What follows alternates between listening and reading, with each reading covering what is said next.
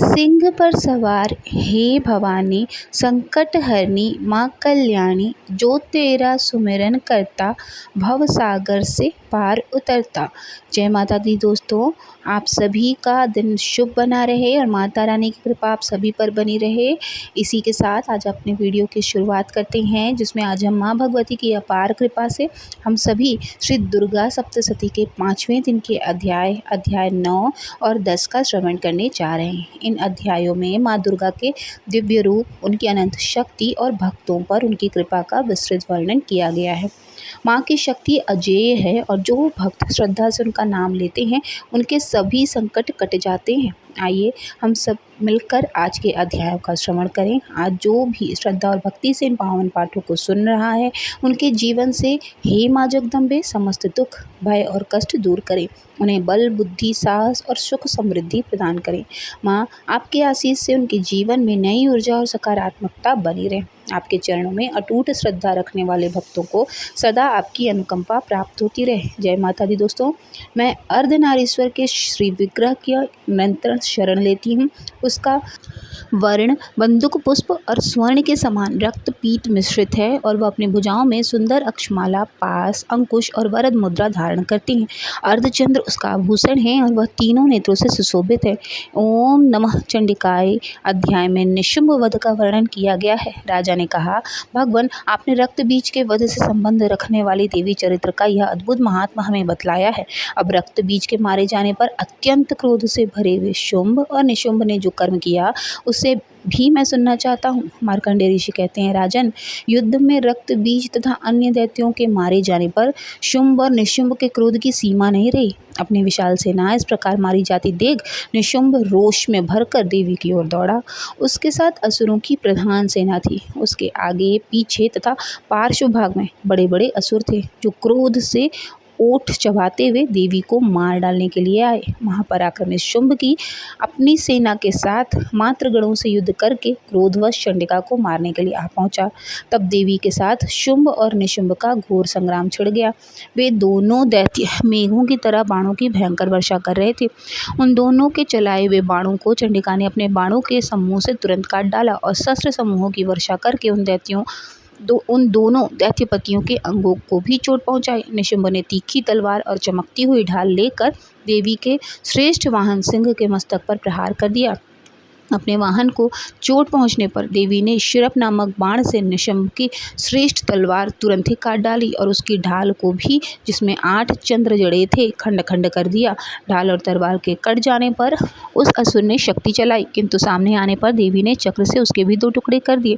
अब तो निशुंभ क्रोध से जल उठा और उस दानव ने देवी को मारने के लिए शूल उठाया, किंतु देवी ने समीप आने पर भी उसे मुक्के से मार दिया और उसका चूर्ण कर दिया। तब उसे गदा घुमाकर चंडी के ऊपर गदा चलाई, परंतु वह भी देवी के त्रिशूल से कटकर भस्म हो गई। तब दैत्य राज निशुंभ को फरसा हाथ में लेकर आते देख देवी ने बाण समूह से घायल कर दिया, धरती पर सुला दिया। उस भयंकर पराक्रमी भाई निशुंभ के धराशायी हो जाने पर शुंभ को बड़ा क्रोध हुआ और अंबिका का वध करने के लिए वो आगे बढ़ा। रथ पर बैठे बैठे ही उत्तम आयुध से सुशोभित अपनी बड़ी बड़ी 8 अनुपम भुजा से समूचे आकाश को ढक कर वह अद्भुत शोभा पाने लगा। उसे आते देख देवी ने शंख बजाया और धनुष की प्रत्यंचा का भी अत्यंत जोर से शब्द किया। साथ ही अपने घंटे के शब्द से, जो समस्त दैत्य सैनिकों का तेज नष्ट करने वाला था, संपूर्ण दिशाओं को व्याप्त कर दिया।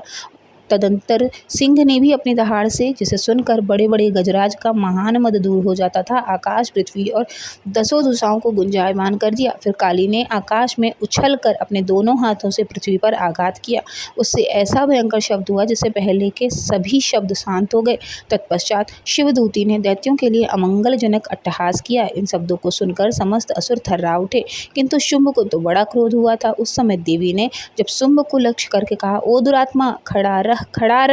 तभी आकाश में खड़े हुए देवता बोल उठे, जय हो जय हो। उस समय शुंभ को वहां पर बहुत क्रोध आया। शुंभ ने वहां आकर ज्वाला से युक्त अत्यंत भयानक शक्ति चलाई। अग्निमय पर्वत के समान आती हुई उस शक्ति को देवी ने बड़े भारी लूके से दूर हटा दिया।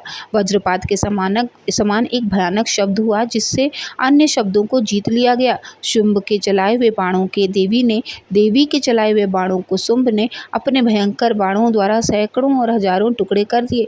तब क्रोध में भरी हुई चंडिका ने शुंभ को शूल से मारा। उसके आघात से मूर्छित होकर वह पृथ्वी पर गिर पड़ा। इतने में ही निशुंभ को चेतना हुई और उसने धनुष हाथ में लेकर बाणों द्वारा देवी काली तथा सिंह को घायल कर डाला। फिर उस दैत्यराज ने 10,000 बाहें बनाकर चक्रों के प्रहार से चंडिका को आच्छादित कर दिया। तब दुर्गम पीड़ा का नाश करने वाली भगवती दुर्गा ने कुपित होकर अपने बाणों से उन चक्रों तथा बाणों को काट गिराया। यह देख निशुंभ दैत्य सेना के साथ चंडिका का वध करने के लिए हाथ में गदा लेकर बड़ी तेजी से दौड़ा। उसे आते देख चंडी ने तीखी धार वाली तलवार से उसकी गदा को शीघ्र ही काट डाला। तब उसने शूल हाथ में ले लिया। देवताओं को पीड़ा देने वाले निशुंभ को शूल हाथ में लिए आते देख चंडिका ने वेग से चलाए हुए अपने शूल से उसकी छाती छेद डाली। शूल से विदीर्ण हो जाने पर उसकी छाती से एक दूसरा महाबली एवं महापराक्रमी पुरुष खड़ी रह कहता हुआ निकला। उस निकलते हुए पुरुष की बात सुनकर देवी ठहास करके हंस पड़ी और खड्ग से उन्होंने उसका मस्तक काट डाला। फिर तो वह पृथ्वी पर गिर पड़ा। तदंतर सिंह अपने डाढ़ से असुरों की गर्दन कुचलकर खाने लगा। यह बड़ा भयंकर दृश्य था। इधर काली तथा शिवदूती ने भी अन्य दैत्यों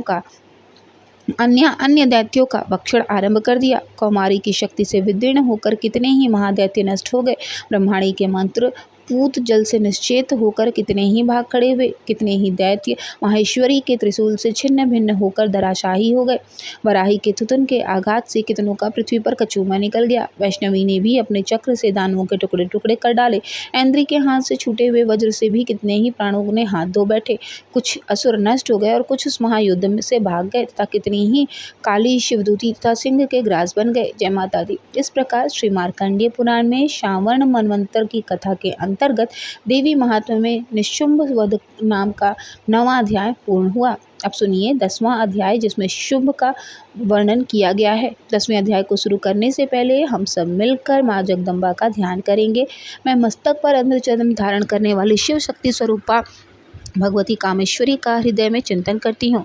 वे तपाए हुए स्वर्ण के समान सुंदर हैं। सूर्य, चंद्रमा और अग्नि यहाँ 3 उनके नेत्र हैं और वे मनोहर हाथों में धनुष, बाण, अंकुश, पाश और शूल धारण किए हुए हैं। मार्कंडेय ऋषि कहते हैं, हे राजन, अपने प्राणों के समान प्यारे भाई निशुंभ को मारा गया देखकर सारी सेना का संहार होता जान शुंभ ने कुपित होकर कहा, दुष्ट, तू बल के अभिमान में आकर झूठ मूठ का घमंड न दिखा।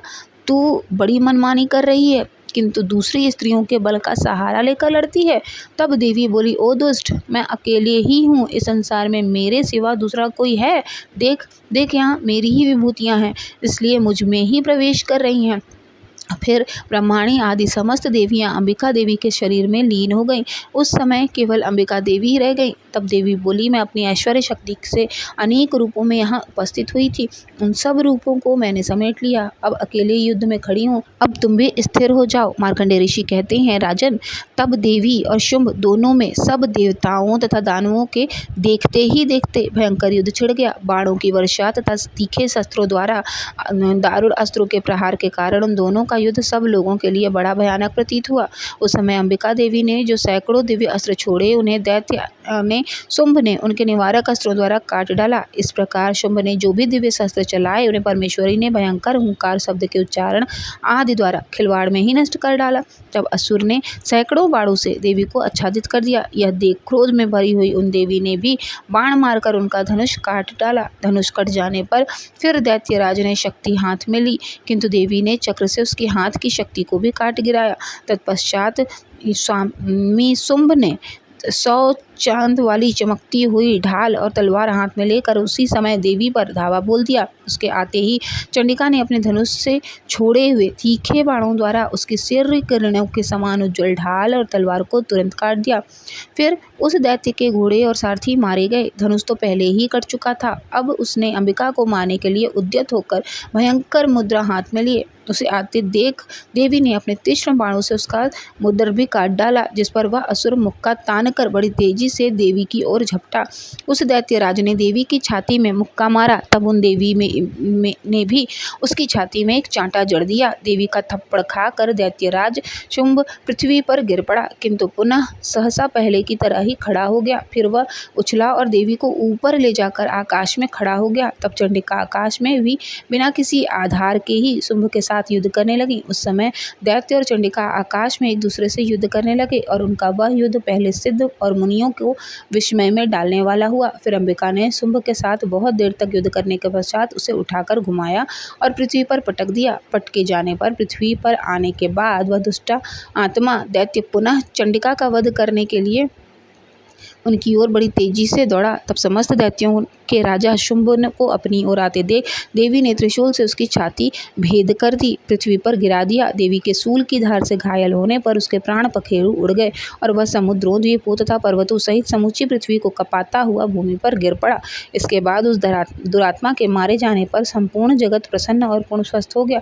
आकाश स्वच्छ दिखाई देने लगा। पहले जो उत्पात सूचक मेघ और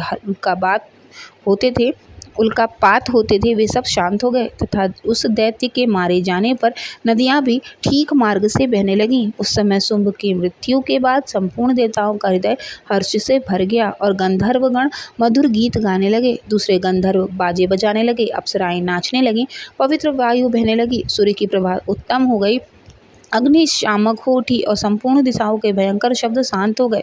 जय माता दी। इस प्रकार श्री मार्कंडेय पुराण में सावक मनम की कथा के अंतर्गत देवी महात्म्य में शुंभ वध नाम का 10वां अध्याय पूर्ण हुआ। जिन्होंने भी श्रद्धा और भक्ति से इस पाठ को सुना है या पढ़ा है, माँ उनके जीवन में उजियारा फैलाएं और हर कठिनाई को सरल बना दें। हे माँ, अपने भक्तों पर सदा कृपा बनाए रखना, जीवन पथ पर हर कठिनाई को सहजता से पार करने का आशीर्वाद देना। आप सभी से अनुरोध है कि आज के इस अध्याय को आप अधिक से अधिक भक्तों तक पहुंचाइए ताकि माँ का आशीर्वाद सबको प्राप्त हो सके। प्रिय श्रोताओं, कल हम फिर से श्री दुर्गा सप्तशती के छठे दिन के अध्याय के साथ फिर से मिलेंगे। तब तक माता रानी की भक्ति में लीन रहिए और माँ की जय जयकार करते रहिए। जय माता दी।